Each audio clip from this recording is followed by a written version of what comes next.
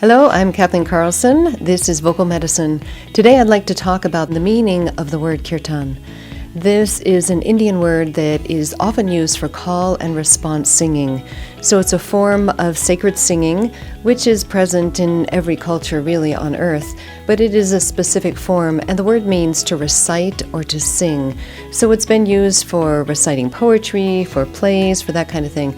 But in the West, it is generally referring to a form of group singing, sacred singing, and most of the time singing chants that are in Sanskrit.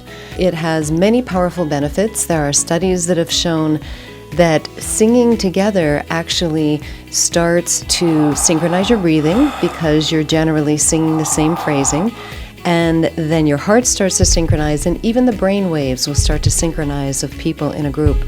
So when you're dedicating yourself to a spiritual purpose together, this can be very uplifting. It releases dopamine, it releases oxytocin in the brain, it reduces cortisol, which is very interesting because in our Western world, when people are performers, musicians, and performer sings and everybody's listening, that is actually creating stress and cortisol for the performer.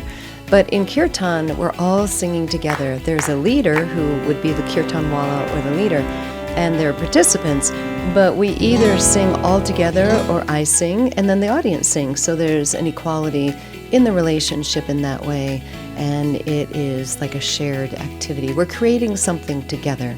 Another definition for Kirtan is singing the names of God.